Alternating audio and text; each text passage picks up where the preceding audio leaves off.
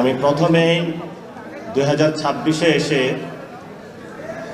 আপনাদেরই সন্তান ইন্টার পড়ুয়া একটা ছেলে, আপনাদের যাদের রক্তের উপরে দাঁড়িয়ে বাংলাদেশে আমরা পরিবর্তনের স্বপ্ন দেখেছিলাম, সেই স্বপ্ন ভঙ্গ হয়েছে। আলিফের আজকে চোখ নাই। গতকালকে তার সাথে দেখা করতে গিয়েছিলাম, তার একটি চোখে সে দেখতে পারবে না, আরেকটি চোখে এটাও এফেক্টেড হবে। ডাক্তার বলেছে ওইটাও রাখতে পারবে কিনা। তার মা বাবা খুবই অসুস্থ, ফ্যামিলিতে আরেকটা ভাই আছে। ও বারবার একটা কথা বলে যে আমাদের বাক স্বাধীনতা হরণ করা যাবে না। আজকে আমি আলিফের প্রতি সহমর্মিতা জানিয়ে এখানে ব্যান্ডেজটা লাগিয়েছি বাংলাদেশকে দেখানোর জন্য যে যেখানে আমাদের একটি জুলাই সনদ বাস্তবায়ন হওয়ার কথা ছিল, যেখানে আমাদের যে ভাইদেরকে শহীদ করা হয়েছে তাদের হত্যাকাণ্ডের বিচার হওয়ার কথা ছিল, যাদের হাত কেড়ে নেওয়া হয়েছে, পা কেড়ে নেওয়া হয়েছে, চোখ কেড়ে নেওয়া হয়েছে, সেই মানুষগুলোর সুচিকিৎসা হওয়ার কথা ছিল, যেই ফ্যামিলিগুলো ক্ষতিগ্রস্ত হয়েছে তাদের ক্ষতিপূরণ পাওয়ার কথা ছিল, যেখানে একটা ইউনিটির কথা ছিল, সেখানে অনেকেই পকেটে নিয়ে টাকা নিয়ে হাঁটছে যে জুলাই শহীদ ফ্যামিলি বা আহতদেরকে টাকা দিয়ে ক্রয় করবে। কিন্তু আল্লাহর কি অশেষ লীলা খেলা, বাংলাদেশের শহীদ ফ্যামিলি এবং আহত যারা আছেন তাদের মন এত শক্ত এবং এত পবিত্র যে দুনিয়ার চাঁদ তারা নিয়ে আসলো এবং যত টাকা নিয়ে আসিস তাদেরকে কেউ ক্রয় করতে পারবে না বাংলাদেশে।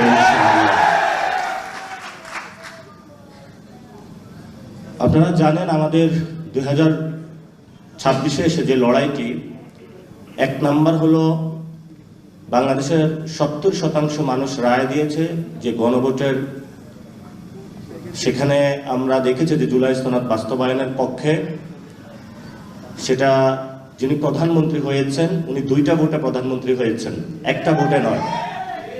ফলত একটা ভোট মানবেন, আরেকটা ভোট যদি না মানেন তাহলে আমরা ভবিষ্যতে আপনাকে অবৈধ প্রধানমন্ত্রী বলবো।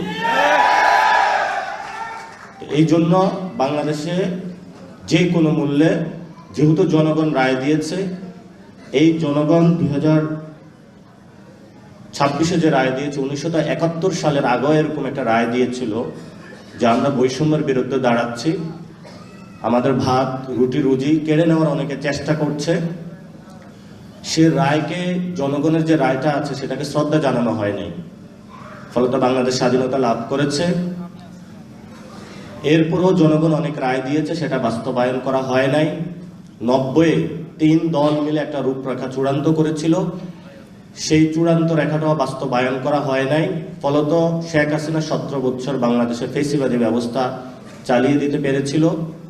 এবং সেখানের 90-এর যে আন্দোলনটা হয়েছিল, যদি 3 দলীয় রূপরেখাটা বাস্তবায়ন করা হতো তাহলে শেখ হাসিনা 17 বছর থাকতে পারতো না এবং আমাদের 1400 ভাইও শহীদ হইতো না, অসংখ্য মানুষের হাত পা চলে যেত না। এবং অবশ্যই বাংলাদেশে যেহেতু জনগণ 70% জুলাই সনদের পক্ষে রায় জানিয়েছে, আমরা তারেক রহমানকে বলবো জনগণের রায়ের প্রতি শ্রদ্ধা পোষণ করুন এবং জনগণের ভিত্তির উপরে দাঁড়িয়ে রাজনীতি করুন। যে জায়গায় আপনি বসেছেন এটা আপনার চেয়ার না, এটা বাংলাদেশের শহীদ এবং শহীদ ফ্যামিলি এবং আহতদের চেয়ার। সেই চেয়ার দ্বারা যদি তাদের গণভোটের রায় বাস্তবায়ন না হয় তাহলে যারা শহীদ ফ্যামিলি এবং আহতরা সেই চেয়ার আপনার থেকে কেড়ে নেবে ভবিষ্যতে বাংলাদেশে। 2 নাম্বার, বাংলাদেশে সংস্কার বাস্তবায়ন হতে হবে। কেন হতে হবে? এই যে পুলিশের সামনে আলিফের চোখটা তুলে নেওয়া হলো, যদি পুলিশ আজকে সংস্কার হতো, কোনো দলীয় লেজুর ভিত্তি না করত, তাহলে আজকে আলিফের চোখটা চলে যেত না। যদি জুলাই সনদ বাস্তবায়ন হতো তাহলে এই ধরনের নগ্ন সন্ত্রাসী কার্যক্রম আমরা পথে দেখতাম না।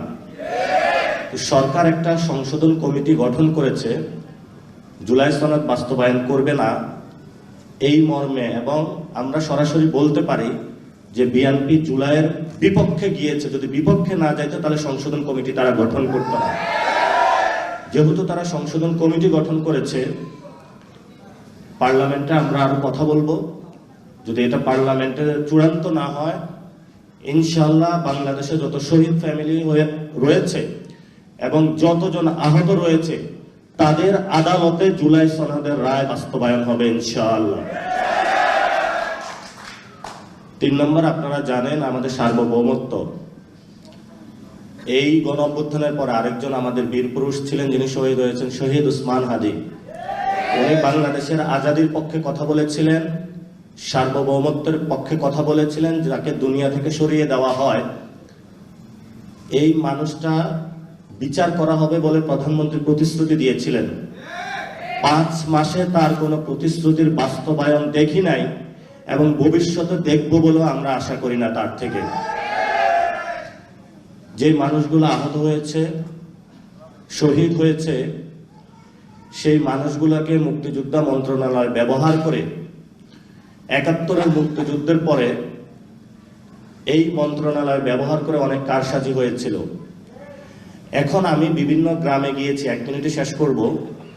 আওয়ামী লীগের যতগুলা লোক আমাদেরকে খুন করেছিল, আপনাদের সন্তানদেরকে, তারা হলো বাহিরে ঘোরাফেরা করে সবাই। পুলিশও নিশ্চুপ, বিভিন্ন দলও নিশ্চুপ। আমরা যখন কথা বলতে যাই তারা বলে যে চুপ করে থাকেন, নাইলে চোখ উপড়ে ফেলবো। বললাম যে ভাই কি হয়েছে, একটু রাতের বেলা খোঁজ নেওয়ার চেষ্টা করলাম। প্রত্যেকগুলা সন্ত্রাসীর সাথে কারোর সাথে 10 লাখ টাকা, 12 লাখ টাকা, 15 লাখ টাকার বিনিময়ে ওসি এবং ওই জায়গায় যারা দলীয় নেতৃবৃন্দ আছে তারা ভাগ বটোয়ারা করে তাদেরকে জেল থেকে ছেড়ে দিয়েছে। এখন তারা এসে আহতদেরকে হুমকি দিচ্ছে, খায়া ফেলবো, মায়েরা ফেলবো, সব করে ফেলবো। আপনাদেরকে দেয় নাই? তাহলে আপনাদের জীবনের নিরাপত্তা কোথায়? জীবনের যদি নিরাপত্তা না থাকে, প্রধানমন্ত্রী না দিতে পারে, তাহলে আমরা কি আবার সেই শহীদের খাতায় নাম লেখাবো, নাকি আমাদের জীবনের নিরাপত্তা আমরা নিশ্চিত করবো বাংলাদেশে ইনশাআল্লাহ? আরেকটি বিষয় হলো, আমি অনেক জায়গায় গিয়েছি, অনেকে এসে কান্নাকাটি করে। ওসি, উপজেলা প্রশাসন থেকে শুরু করে বিভিন্ন জায়গায় আহত যদি কেউ পরিচয় দেয়, শহীদ ফ্যামিলি যদি কেউ পরিচয় দেয়, মনে হচ্ছে যে পৃথিবীতে সে সবচেয়ে অচ্যুত। প্রশাসন কথা বলে না। আপনারা তাহলে বাস্তব অভিজ্ঞতার সম্মুখীন হচ্ছেন। আমরা প্রশাসনের ভাইদেরকে বলবো, এখনো আপনাদের বিচার কিন্তু হয় নাই। প্রশাসনের মধ্যে অনেক খুনি আছেন এখনো লুকিয়ে। আবারও এখনো আহতদেরকে হলো 2 বছর পরে সহ্য করতে পারেন না, শহীদ ফ্যামিলিদেরকে। আমরা বলবো যারা প্রশাসনে এই খুনের সাথে জড়িত ছিল তাদেরকে বিচারের আওতায় নিয়ে আসার জন্য, এবং যারা আহত শহীদ ফ্যামিলিদের দেখলে তেলে বেগুনে জ্বলে উঠে, আমরা ওদেরকে চিহ্নিত করার চেষ্টা চালাবো, কারণ ওরা হলো গুপ্ত আওয়ামী লীগ। প্রশাসনে গুপ্ত আওয়ামী লীগ না থাকলে তাহলে তারা শহীদ ফ্যামিলি এবং আহতদের সাথে এই ধরনের আচরণ করতে পারে না। আপনারা আজকে এসেছেন, অনেকেই বলে আমি বিএনপির বিরোধিতা করি। আমার জীবনে আমি বিএনপির বিরোধিতা করতে যাই না। প্রথমটা শুরু হয়েছিল, আমি যাত্রাবাড়িতে গিয়েছিলাম একটা প্রোগ্রামে, শহীদদের প্রোগ্রামে। গিয়ে এক শহীদ ফ্যামিলির বাবা, উনি বক্তব্য দিলেন। ওনাকে 10 লাখ টাকা অফার করা হয়েছে ওই দলের শহীদ ক্যাটাগরিতে নাম লেখানোর জন্য, 1 নম্বর। 2 নম্বর হলো ওই দিন তারা একটা তালিকা প্রকাশ করে। তারা বলে যে বিএনপির হলো 447 জন বা 547 জন, এরকম একটা তালিকা প্রকাশ করে যে আমাদের দলীয় শহীদ হলো এতজন। আমি বাসায় এসে একটু ঘাটাঘাটি করলাম। ঘাটাঘাটি করে দেখি এই দাবিটা সত্য নয়। এরপর থেকে আমি এই জনযুদ্ধ শুরু করলাম। যারা বাংলাদেশের শহীদদেরকে দলীয় বানাইতে চায় তারা বাংলাদেশের শহীদদেরকে ধারণ করবেও না, আর জুলাই সনদকেও ধারণ করবে না। তাদের নামে এখন এই যুদ্ধ শুরু হয়ে গেল। এখন অনেকে বলে যে চুপ করে যাবেন, হামলা চালাবো, মামলা দিব। তো আমার এতদিন 2টা কথা ছিল, হয়তো কবর অথবা জেল। গতকালকে আমিরে জামাত আরেকটা কথা স্মরণ করিয়ে দিলেন, যায় না গড় হইতে পারে।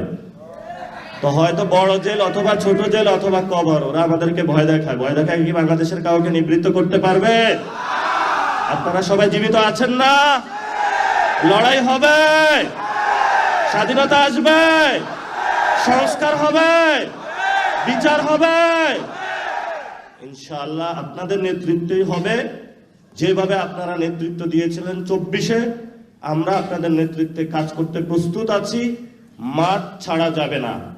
জুলাই সনদ বাংলাদেশে হবে, গণভোটের রায় বাস্তবায়ন হবে, বিচার হবে, তারপরে আমরা বাসায় যাব। এর আগে 1 সেকেন্ডের জন্য আমরা বাসায় যাব না ইনশাআল্লাহ। রাজপথে সেই লড়াইয়ের প্রস্তুতি নিন। আর এখানেই লেখা আছে, আলিফের চোখ ফিরিয়ে দে। ফেরত দিতে পারবে? কোথায় থেকে দিবে? নিজেরই তো চোখ নাই। চোখ থাকলে কি আলিফের সেই মায়া কান্নাটা দেখতো না? আলিফকে হসপিটালে দেখতে যাইতো না? আলিফের চিকিৎসার ব্যবস্থা করতো না? করেছে?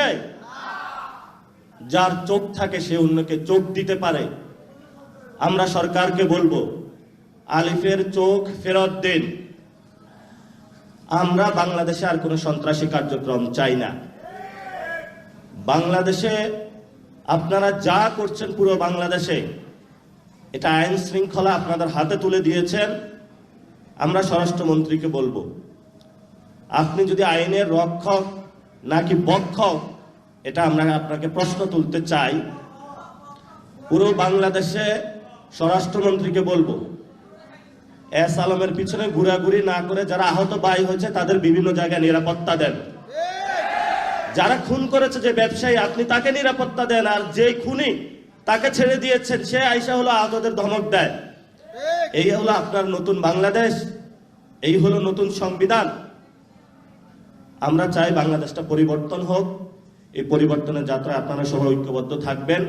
আমরা আপনাদের সন্তান হিসাবে আপনাদের প্রতিনিধি হয়ে কাজ করব, আপনাদের আন্ডারে কাজ করব। সবাই দোয়া করবেন। আসসালামু আলাইকুম রহমতুল্লাহ ওয়া বারাকাতুহু।